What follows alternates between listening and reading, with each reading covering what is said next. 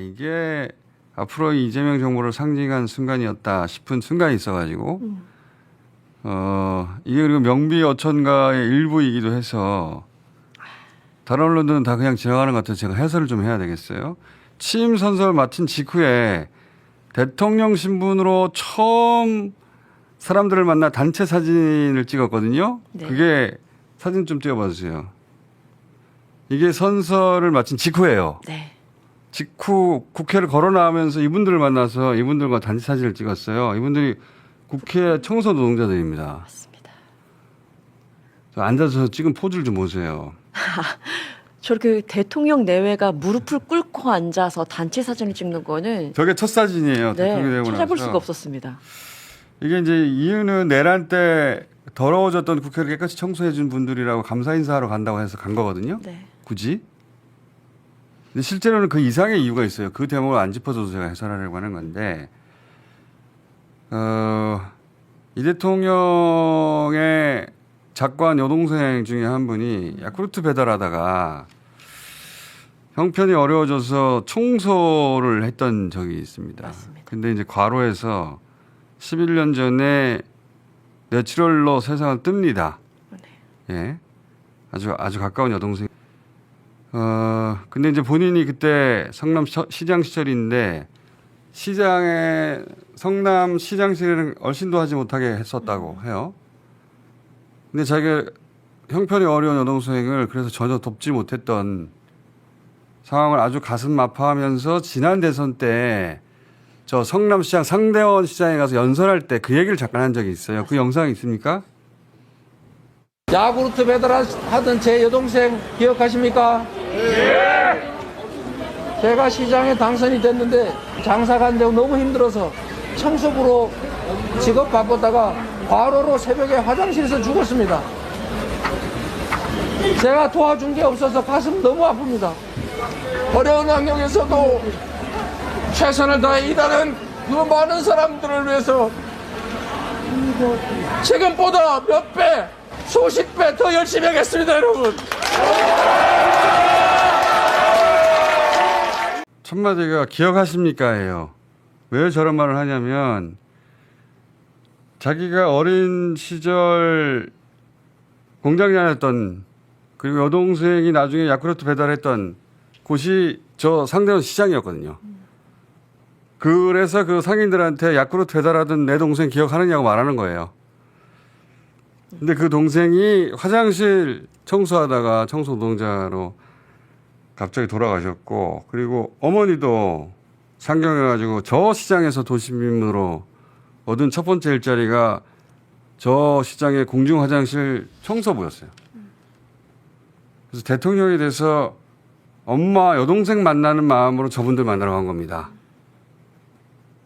그 영상이 있던데 영상을 보시면 저분들 만날 때 대통령 표정을 한번 보세요. 정치인의 연출이 아니고 가족을 만나는 것 같아요. 이게 이제 선서하자마자 내려와서 만나러 가는 거예요. 봅시다.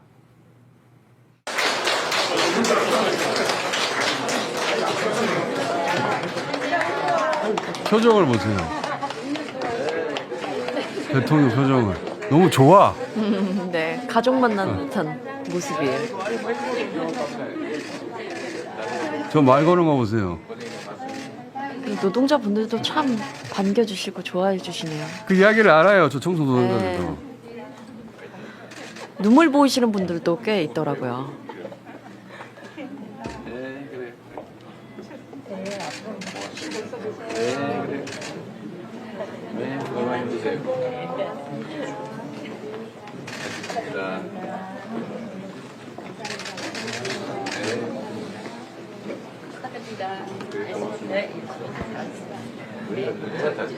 대통령도 열심히 하십시오.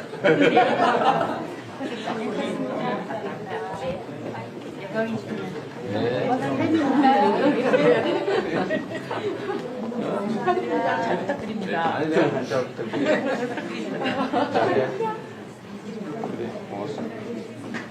다들 애쓰시는 네, 축하드립니다.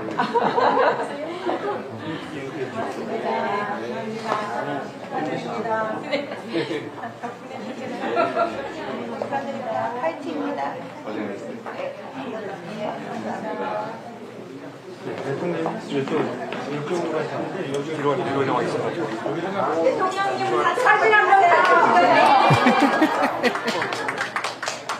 그렇게 해서 저 사진이 찍힌 거예요. 그런데 여기서 이렇게 앉아요. 그러니까. 세상에.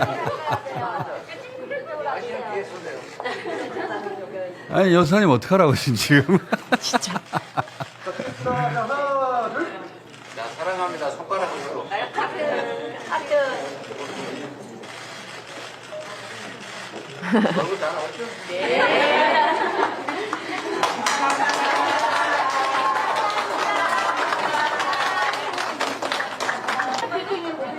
끝까지 인사해요 다 네, 하나 또. 맞아요. 정말 보기 좋습니다. 내가 다니는 코스가 비슷해가지고.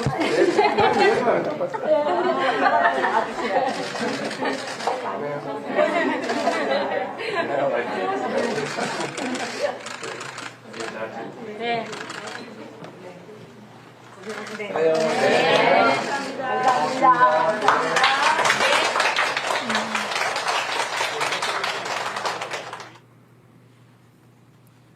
엄마하고 여동생 만나고 온 겁니다. 그래서 정말 행복해 보이잖아요. 이게 이제 대통령 취임 선서 후 첫 번째 찍은 단체 사진이기도 하고 첫 번째 만났던 사람들이라고 하다는 점에서 이제 앞으로 우리가 보게 될 이재명 대통령의 행보를 상징하는 장면이기도 네. 하다. 제가 이 명비어천가 하나 부르려고 한 건데 지금 시간이 다 부를 수 있을래나? 하나만 해야 되겠다. 네. 자, 오늘은 하루에 하나씩 하는 걸로 하죠. 서민 출신 정치인들이 있어요. 그리고 서민 정책을 펴는 정치인들도 있어요. 근데 그럴 때 서민은 대상입니다. 그 정책에. 정치인은 자신을 서민을 위하는 주체로 여기고 서민을 대상으로 여기는 거예요. 근데 이재명 대통령은 자기를 서민 출신이라 여기는 게 아니라 자기 정치성이 서민이에요. 이게 가장 본질적인 차이입니다. 제가 만나본 어떤 정치인도 자기 정체성이 서민인 사람은 없었어요. 이재명이 유일합니다. 시장, 도지사, 의원, 대표 쭉 거치면서 서민 출신의 시장도 있고 서민 출신의 도지사도 있고 서민 출신의 대표들 있는데 그리고 그때 말하는 서민 출신이라는 건 자신이 그 어려움을 극복한 증거물로 제시되는 거예요. 더 이상은 자신을 서민이라고 여기지 않아요. 좋다 나쁘다를 떠나서 그렇다는 거예요. 내가 그걸 극복했다고 생각하는 겁니다. 그래서 그 시절을 잊지 않고 그 서민을 대상으로 하는 정책을 펴는 것도 좋은 정치인이죠. 제가 만나본 이재명 시장, 이재명 도지사, 이재명 의원, 이재명 대표는 서민을 대상으로 한 이야기를 할 때 우리라고 표현합니다. 본인은 그걸 못 느낄 거예요. 제가 캐치한 장면이라 지점이라 이 사람은 자기 정체성이 서민이구나. 그런 서민 이야기를 할 때 자기도 모르게 우리라고 그래요. 자기가 서민이고 자기 가족이 서민이고 현재도 그러하니까. 그래서 청소 노동자들하고 어울릴 때 저렇게 자연스러운 거예요. 네. 이재용 부회장은 저렇게 하려고 해도 못해요. 왜 못하냐면 그 속에서 자기가 어떻게 행동해야 될지를 몰라요. 좋은 사람이나 나쁜 사람을 떠나서 못한다고. 그래서 이재명의 정책은 이제 관념이나 이론에서 나오는 게 아니고 그 삶에서 나오는 겁니다. 예를 들면 어릴 때 밤에 저 시장에서 그 상처 나서 버려지는 과일 있잖아요. 네. 그런 거 주워 먹었다잖아요. 네. 나중에 이제 시장이 되고 나서 아이들은 최소한 과일을 마음껏 먹게 해주자. 그래서 과일 정책이 나온 겁니다. 네. 다 자기 경험에서 나온 거예요. 이재명 시장 시절, 도지사 시절 정책들이 다 그 연장선상에 있습니다. 사실 보수 지지층, 특히 60, 70대가 정치인 이재명의 실체를 하면 가장 좋아할 타입의 정치인이거든요. 자기들도 그 시절을 다 겪었던 사람들이라. 근데 이제 보수 보수 권력, 보수 매체들이 그게 두려워서 도둑놈을 만들어놨죠. 덫을 해가지고 악마를 만들어놨어요. 자, 하루에 하나씩만 해야 되겠다, 명며칠은. 너무 많으니까. 너무 많으니까. 네. 제가 오랫동안 10몇 년 동안 지켜본 특장이 있거든요. 네. 근데 어제 그 취임식 나오면서 걸어 나오자마자 저길 가더라고. 네. 아, 그렇지, 저 양반은. 그 생각이 들어서 하나 했고 나머지는 또 내일 아주 시간 많으니까 네.